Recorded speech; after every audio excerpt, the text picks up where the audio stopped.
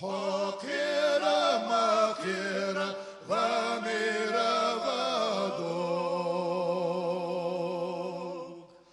حدوخة مدوخة غكورة غدوك.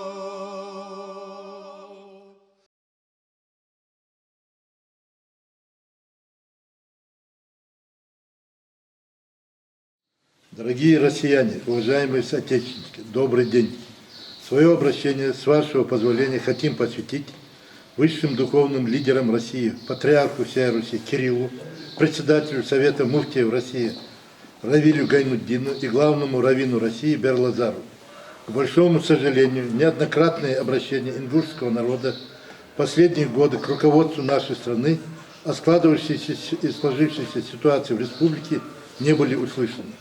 Двухнедельный митинг октября 2018 года и мирный митинг 26 марта текущего года, который не представлял опасности обществу, был подавлен спецподразделениями, привлеченными главой республики из других регионов России. Требование народа всего лишь в том, чтобы не нарушались их конституционные права, не ущемлялись их права как граждан нашей многонациональной и многоконфессиональной Родины. А требование заключается в следующем. Первое. Дать право выбирать главу Республики Ингушетия. Второе. Право выбирать депутатов всех уровней. Третье. Исполнение закона о реабилитации репрессированных народов. Указанному закону на днях исполнилось 28 лет. Ведь его надо исполнять. Светлая память вашему предшественнику, патриарху Алексию, который приложил усилия в принятии закона. Ничего нет в этих требованиях антиконституционного и противоправного. Но вместо этого глава республики Евкуров создает эскалацию напряженности, тем самым провоцируя народ и молодежь в целом на протестные действия.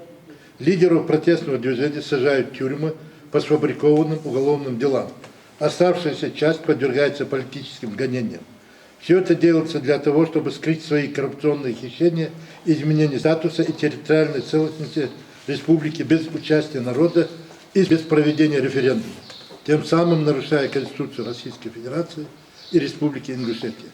Обращаясь к вам, как высшим духовным лидерам России, ингушский народ просит вашего вмешательства остановить преступные действия и преследование со стороны главы Республики Ингушетия Евкурова, немедленного освобождения ни в чем не повинных граждан Республики Ингушетия. Уверяем вас, ситуация накаляется с каждым днем и способствует этому непосредственно глава республики, а не народ, который требует соблюдения закона.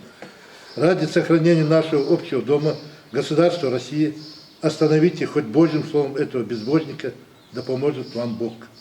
В дополнение хотелось бы обратить ваше внимание относительно семьи Погоровых. Сопредседатель Всемирного конгресса ингушского народа Ахмед Погоров, полковник запаса, возглавлявший ранее МВД Республики Ингушетия, впоследствии занимавший ряд должностей в Центральном аппарате МВД России, не запятнавший честь офицера и мундира, имеющий ранение, награжденный орденом мужества и рядом других наград, в том числе присвоенных 3 досрочных званий, работавший с такими министрами МВД Российской Федерации, как Степашин Сергей Владимирович, Грызлов Борис Вячеславович, Рушайлов Владимир Борисович и Нургалиев Рашид Гумарович, через которых и можно получить отзывы о качествах Погорова Ахмета Сираждинца при исполнении им своих служебных обязанностей.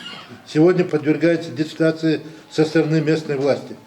По сфабрикованному делу старается опорочить имя честного офицера, который профессионально раскрыл всю коррупционную деятельность действующей узурпированной Евкуровым власти. С уважением к вам, Совет Тайпов ингушского народа.